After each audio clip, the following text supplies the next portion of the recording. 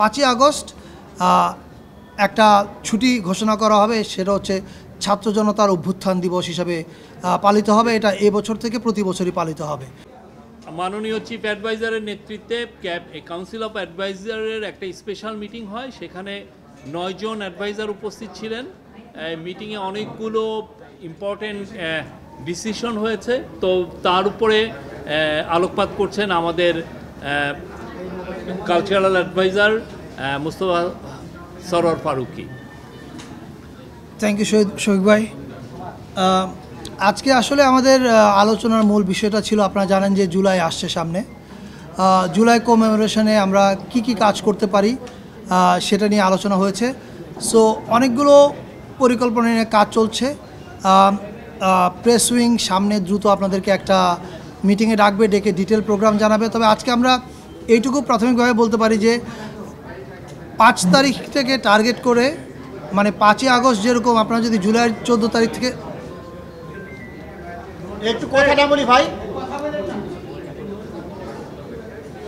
যাব ওকে।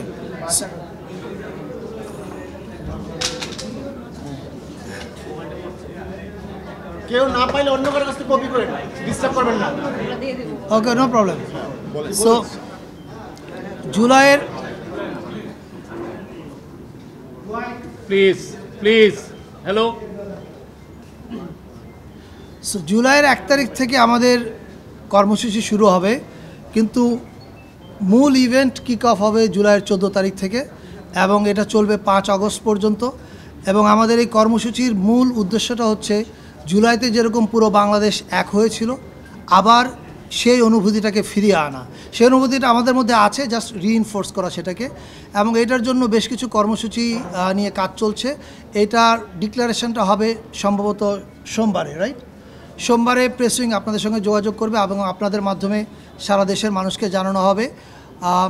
আপাতত আমার বলবার এইটুকুই আছে। এবং 5ই আগস্ট একটা ছুটি ঘোষণা করা হবে, সেটা হচ্ছে ছাত্র জনতার অভ্যুত্থান দিবস হিসাবে পালিত হবে। এটা এবছর থেকে প্রতি বছরই পালিত হবে। সো আপাতত আমার বলবার আছে এইটুকু, আর বাকি বিষয়ে শফিক ভাই।